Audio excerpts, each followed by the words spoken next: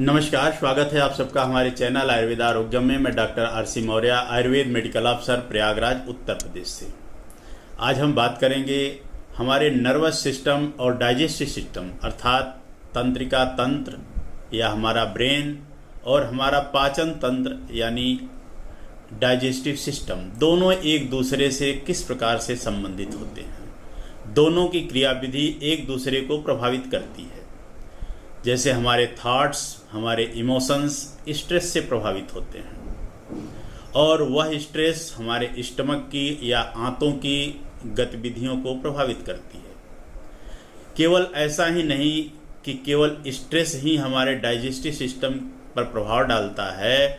यदि हम लंबे समय से डाइजेस्टिव सिस्टम से या डाइजेस्टिव प्रॉब्लम से पीड़ित हैं तो ऐसी अवस्था में स्ट्रेस भी उत्पन्न हो सकता है। यानी डाइजेस्टिव प्रॉब्लम की वजह से भी स्ट्रेस, एंजाइटी और डिप्रेशन उत्पन्न हो सकता है। जैसे कोई व्यक्ति क्रोनिक कॉन्स्टिपेशन या क्रोनिक डायरिया से पीड़ित हो या कुछ ऐसे डाइजेस्टिव एबनॉर्मेलिटीज जैसे IBS या IBD यानी इरिटेटिंग बाउल सिंड्रोम या इन्फ्लेमेटरी बाउल डिजीज से जो व्यक्ति लंबे समय से पीड़ित हो, वो व्यक्ति धीरे धीरे डिप्रेशन या अवसाद की स्थिति में या एंजाइटी की स्थिति में जाने लगता है। तो ये बीमारी इन मानसिक कारणों से भी उत्पन्न होती हैं और इन बीमारियों की वजह से भी मानसिक कारण उत्पन्न होता है। इन्हीं बातों पर आज हम चर्चा करेंगे। हमारे शरीर में पाए जाने वाला ऑटोनॉमिक नर्वस सिस्टम जो हमारे ब्रेन से शरीर के मुख्य ऑर्गन का संबंध स्थापित किए रहता है, बनाए रखता है और उनको क्रियाविधि को नियंत्रित करता है। यह ऑटोनॉमिक नर्वस सिस्टम दो भागों में इसको डिवाइड कर सकते हैं या दो प्रकार का होता है। एक सिंपैथेटिक ऑटोनॉमिक नर्वस सिस्टम और दूसरा है पैरासिम्पैथेटिक ऑटोनॉमिक नर्वस सिस्टम। जो सिंपैथेटिक ऑटोनॉमिक नर्वस सिस्टम होता है वो शरीर को इमरजेंसी के लिए तैयार करता है, फाइट और फ्लाइट की स्थिति में तैयार करता है और सीवियर एंजाइटी से बचाने का प्रयास करता है। और पैरासिम्पैथिक नर्वस सिस्टम फाइट और फ्लाइट के बाद या इमरजेंसी के बाद शरीर को शांत बनाए रखने का प्रयास करता है। और इंटेरिक नर्वस सिस्टम जो हमारे आंतों की दीवार में पाए जाने वाला इंटेस्टाइन का एक अपना ऑटोनॉमिक नर्वस सिस्टम होता है जिसको इंटेरिक नर्वस सिस्टम कहते हैं, उससे संबंध स्थापित करके डाइजेशन की क्रिया को सुचारू रूप से चलाने का प्रयास करता है। ये पैरासिम्पैथेटिक नर्वस सिस्टम का काम है।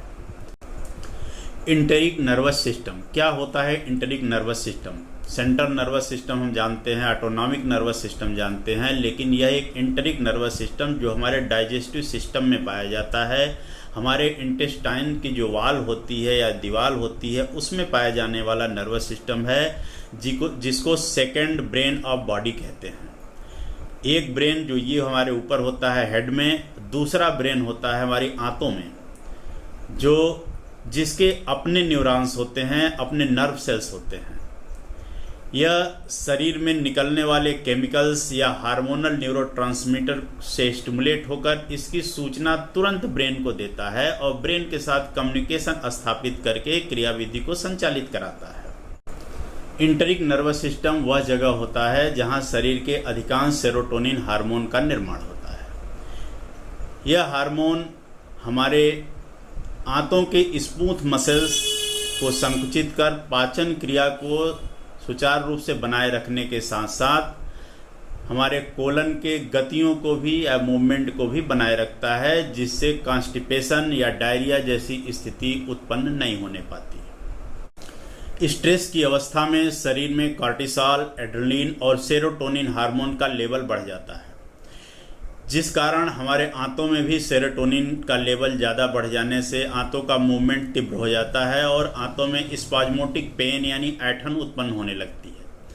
यदि यह स्पाज्मोटिक पेन पूरे कोलन में एक समान उत्पन्न हो तो डायरिया की स्थिति उत्पन्न हो जाती है और यदि कोलन के किसी विशेष भाग में उत्पन्न हो रही हो तो ऐसी स्थिति में कॉन्स्टिपेशन उत्पन्न होता है। तो जब हम भोजन करते हैं तो हमारा इंटेरिक नर्वस सिस्टम आंतों से भोजन को पचाने का निर्देश देता है। और जब हम तनाव या स्ट्रेस की स्थिति में होते हैं तो हमारी पाचन क्रिया प्रभावित होती है। क्रोनिक स्ट्रेस हमारे आंतों में सूजन या इन्फ्लेमेशन उत्पन्न करता है, जिससे पेन, कॉन्स्टिपेशन या डायरिया जैसी स्थिति उत्पन्न हो सकती है। IBS यानी इरिटेटिंग बावेल सिंड्रोम में भी हमारा ऑटोनॉमिक नर्वस सिस्टम डिस्टर्ब होता है और हमारा GI बैक्टीरियल फ्लोरा यानी गैस्ट्रोइंटेस्टाइनल ट्रैक्ट के अंदर जो हमारे बेनिफिशियल बैक्टीरिया एक फ्लोरा, एक लेयर बनाए रखते हैं जो हमारे पाचन क्रिया में मदद करते हैं, वो भी डिस्टर्ब होते हैं, उनकी फ्लोरा भी कम होने लगती है, जिसको डिसबायोसिस कहते हैं। यह डिसबायोसिस की स्थिति हमारे IBS रिलेटेड कॉन्स्टिपेशन को बढ़ाता है या IBS रिलेटेड सिम्टम को एग्रीवेट करता है। ऐसे IBD या इन्फ्लेमेटरी बावेल डिजीज की कंडीशन में भी इन्फ्लेमेशन बढ़ जाते हैं और इन्फ्लेमेशन बढ़ जाने से हमारे जो सिम्टम्स होते हैं IBD से रिलेटेड वो एग्रीवेट कर जाते हैं, वो भी पुनः प्रेसिपिटेट होने लगते हैं, पुनः दिखाई देने लगते हैं, जिसके पीछे क्रोनिक स्ट्रेस हमारा मुख्य कारण होता है। हमारा तनाव या हमारी एंजाइटी या डिप्रेशन मुख्य कारण होता है। तो इस प्रकार हमने देखा कि किस तरह हमारा एंट्रिक नर्वस सिस्टम हमारे सेंट्रल नर्वस सिस्टम को प्रभावित करता है या हमारा सेंट्रल नर्वस सिस्टम हमारे एंट्रिक नर्वस सिस्टम से किस तरह संबंधित होता है। हमारी मानसिक क्रियाएं, हमारे मानसिक क्रियाकलाप या हमारे मानसिक एक्टिविटी हमारे डाइजेस्टिव सिस्टम को किस तरह से प्रभावित करती है।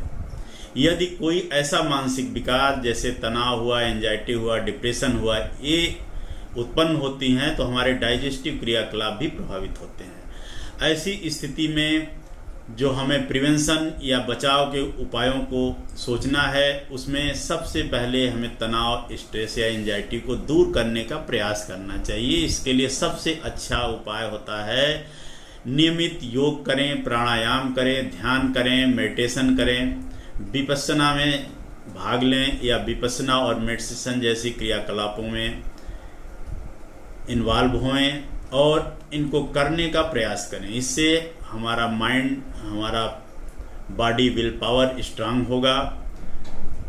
हम तनाव और एंजाइटी या डिप्रेशन जैसी परेशानियों से निजात पाएंगे और निश्चित रूप से हमारा डाइजेस्टिव सिस्टम स्ट्रांग होगा। इन्हीं बातों के साथ ही आज बस इतना ही। हम उम्मीद करते हैं आप लोग निश्चित रूप से मानसिक विकारों से बचने का प्रयास करेंगे। खुश रहेंगे, स्वस्थ रहेंगे। धन्यवाद।